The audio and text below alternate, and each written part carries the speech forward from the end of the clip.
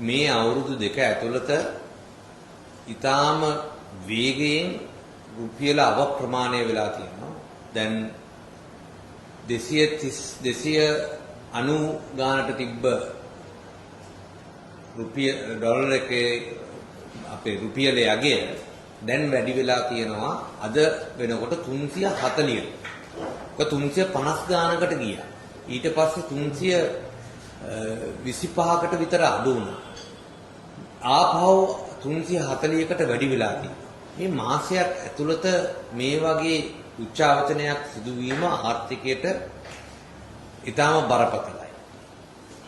Consistency එකක් තියෙනවා.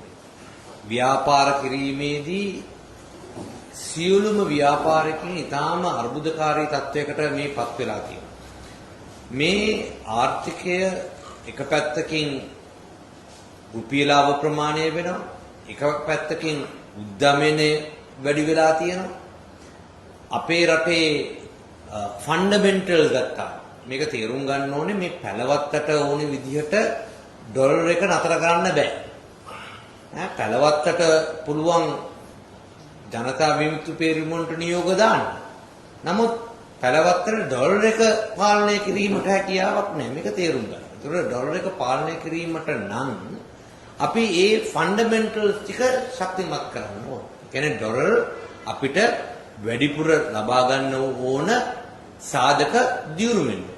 උදාහරණයක් හැටියට අපනයන. අපනයනේ දැන් ක්‍රමක්‍රමයෙන් අඩු වෙලා තියෙනවා. මේ අපනයනේ ඉහළ යෑමට මේ ආණ්ඩුව අරගෙන තියෙන පියවර මොනවද? එක පැත්තකින් දැන් මැද පෙරදිග අර්බුදය අපිට ඍජුවම බලපාන. දැන් තේ ආනයනය කරන රටවල ප්‍රධානම රටක් තමයි ඉරානය. එතකොට ඉරානයේ අපනයනය කරන්න බැරි වෙලා තියෙනවා. එතකොට දැන් මේ දිනයකට දෙකකට කලින් ඇමරිකාව අලුතෙන්ම බද්දක් ගහලා තියෙනවා 12.5ක්. ඒතර අපි ගත්තොත් ඇඟලුම් අපනයනෙන් 40ක් වගේ අපනයනය කරන්නේ ඇමරිකාව. එතකොට දැන් අපිට තරංකාරීත්වය පිළිබඳව ගැටලුවක් වෙනවා. අපේ අපනයනය තවත් අඩු වෙන්න හැකියාවක් තියෙනවා. එතකොට අපේ රුපියලේ අගය තීන්දුව කරන ප්‍රධාන සාධකයක් තමයි අපනයනය. ඒතර අපනයනය කඩා වැටෙන්න පටන් ගන්නවා.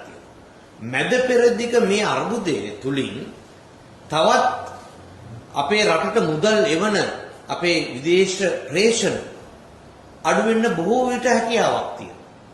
එතකොට රැකියාවල් අහිමි වීමේ අවදානමක් තියෙනවා මැද පෙරදිග. මොකද අපිට කවුරුත් දන්නවා වැඩිම ප්‍රේෂණ ප්‍රමාණයක් අපිට රටට එන්නේ මැද පෙරදිග. එතකොට මේ පිළිබඳව මේ රජය අරගෙන තියෙන ක්‍රියාමාර්ගයන් මොනවද?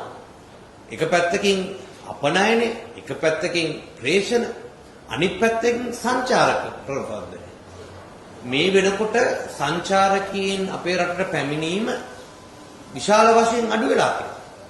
එතකොට අපිට රටට ලැබෙන ඩොලර් ප්‍රමාණය අඩු වෙලා.